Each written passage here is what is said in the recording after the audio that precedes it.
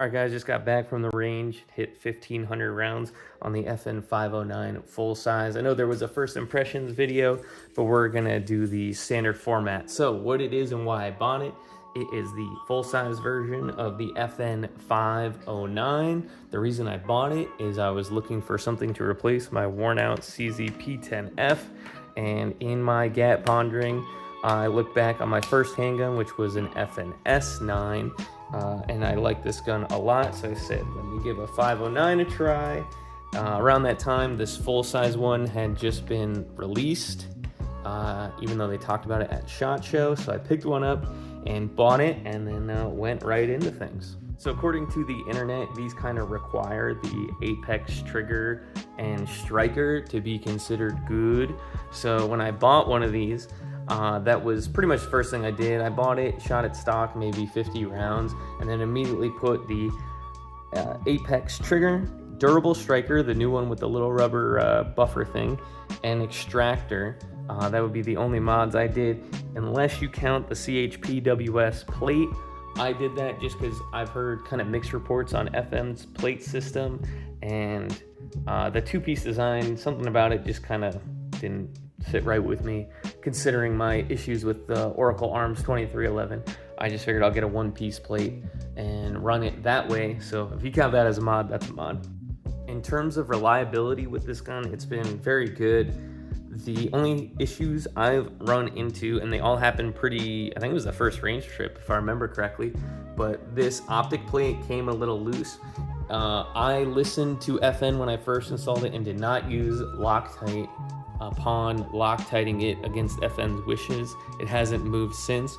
And then I believe it was in the first 25 rounds, I popped a primer with this new striker. I just wanted to keep an eye on it after the fact. And then, you know, I've had all these rounds after it, never had an issue since. This thing runs like a sewing machine. It's quite impressive.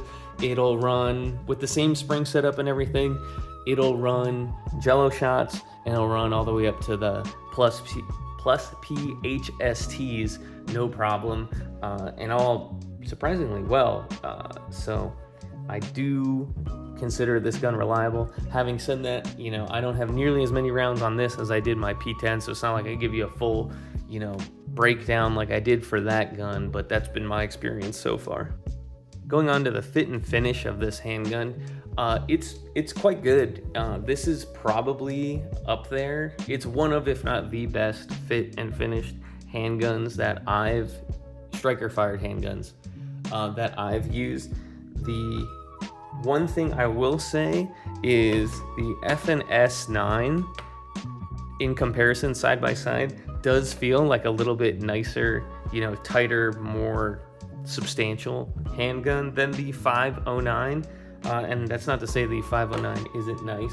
I think just in their move to go after the LE market, because it seems like that's what the big push was, maybe military too.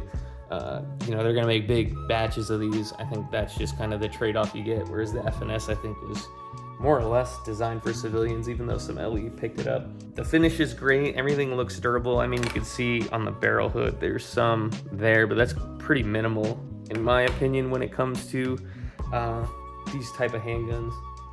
And like I said, it's just a more tight, nicer fit than most striker fired handguns, and that should be the case. These things kind of carry, I think it's almost like a $200 premium over the comparable like Glock MOS or something along those lines.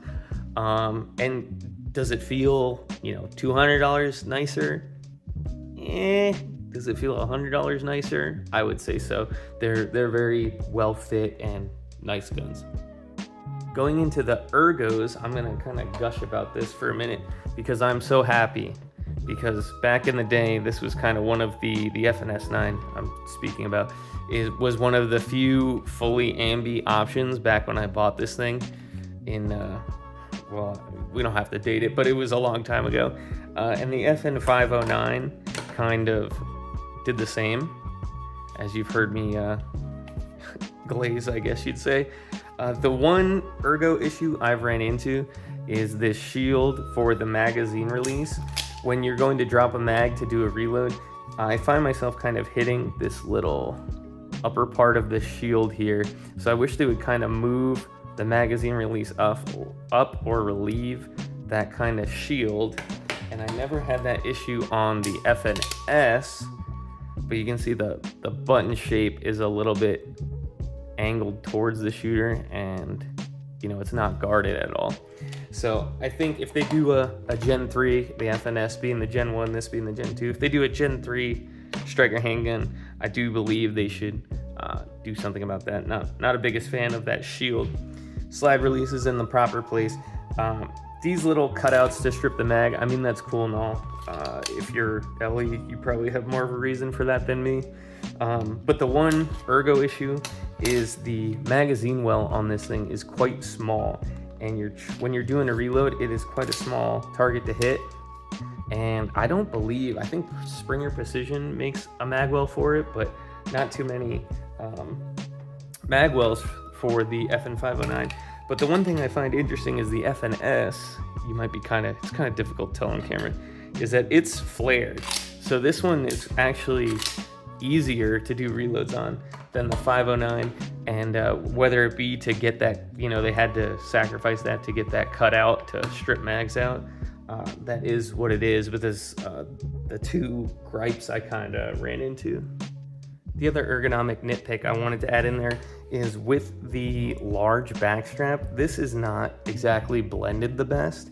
And what can happen when you're shooting is it just kind of rubs raw, that inside of your thumb. In the future, if they do a Gen 3, as I was talking about, if they could find a way to blend this better, or maybe take the channel that the grip goes in up higher, or I don't know, just redesign that in some way, it'd be appreciated, because I wasn't a big fan of that.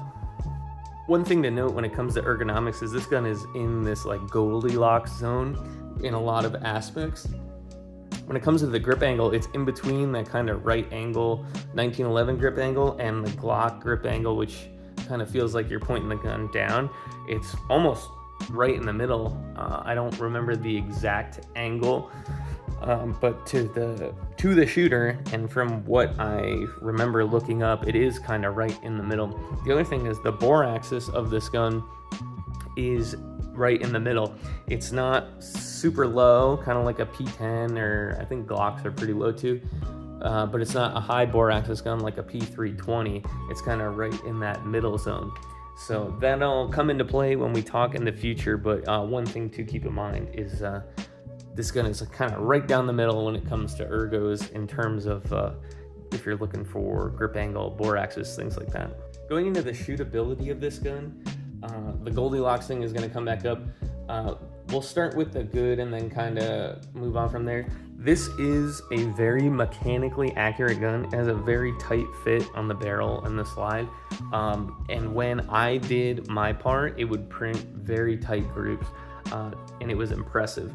I don't know what FN's barrel technology is. I know they market it on all their guns, their special barrels. I'm not, an engineer or anything like that. I don't know what goes into that, but whatever they're doing, it's working. So they should keep doing it. The downside is, even with all these upgrades, this trigger is not the best. It makes it better than a stock Glock for sure, but it's definitely not what most would consider great. It's just good to maybe slightly above average, and that kind of hurts this. They have this really awesome barrel technology. I just wish they had a great trigger to complement it, and then just be shooting the lights out with this thing. The next downside for it is it's a bit snappy, and this is kind of a gripe I have with the gun industry right now. This uses the same recoil system as the standard 509, which, like the FNS, has that shorter barrel. So it uses the same recoil system, and you get this snappy, shortened recoil cycle, which makes it feel like it has more recoil than it does. And this is just me personally, as someone buying a full-size gun. If I buy a full-size gun, I want that full slide cycle. I don't want that abbreviated short cycle. If I need to speed it up or whatever, I'll use springs. I know there's competition shooters that like the shorter slides because it returns to target just a little bit faster. But me personally, if I'm buying a long slide, I want the long cycle. And yeah, it just feels like even with the large grips and everything, I don't know whether it's just a little on the small side for me or what, but it just feels like it has more recoil than it should as a full-size handgun. Having said all this, I do think this is a good gun for new people, and if you have to buy like a batch of these for, let's say, an LE agency or something like that, because it's in this Goldilocks zone and it's kind of a little bit better than a Glock in some ways, but you don't have the weird angle, you have this, you have that, it's kind of right in the middle. It's good to give people that don't have much of an interest, let's say, in firearms, or they just don't know what they don't know, and then you can use this to kind of like figure out what you want. Like if you gave this to a new shooter and they're like, well, it's not flopping out of my hand, but I wish it had less recoil, then you might think to yourself like, maybe they should try a low bore axis gun, or if they try this and they're like, it kind of, I have to kind of cock my wrist weird, you could kind of use that to determine, do they need to go more towards the 1911 grip angle, or do they need to go more towards the Glock grip angle? It's just a good base to work with on people who, like I said, might not know or really care about firearms. You can kind of use context clues about this gun to figure out what would suit them best. And if you're, buying a whole batch of them for an agency or something, like, to a certain degree, you're going to get what you're going to get, and this might have the least gripes from everyone, if that makes sense. Again, I've never had to do that. It's just, logically speaking, that would make sense to me. It's kind of that right down the middle, Goldilocks thing. It's not going to be perfect for everyone, but it's not going to upset anybody either, if you catch what I'm saying. Moving on to the final thoughts on the FN509F. I do like it. It does a lot of things really well. The downside with it is the price for these, and like, you're getting a lot, but not really. Like, I would expect for how much these things cost, like, it should come with a large backstrap. It should come with a better trigger. But everything else it comes with, it exceeds its competitions. So it's kind of like straddling the line with how much these cost is like how worth it is, because in some aspects yes, in some aspects no. Now, putting that aside, I do like this a lot, it being in the Goldilocks zone, because it's kind of one where, like, I've been putting a lot of time in the M&P series, and it's not like a big, I'm not playing catch up with the grip angle as if I had, like, oh, let me go put some time on my Glock. This is right in the middle. Doesn't take much time to acclimate to it, if that makes sense. As I said, the downside, the recoil on this is just snappier than it should be. Again, it is a good handgun. My problem is when I go to the range, I'm like, oh, I'll shoot my 509. I end up grabbing an M&P instead. And honestly, on paper, this is the better gun. Like, it's more accurate. It has a better optic system. It, again, it kind of in the middle of everything. It has some upsides to it that the M&P maybe doesn't have. But I just like the way the M&P shoots better.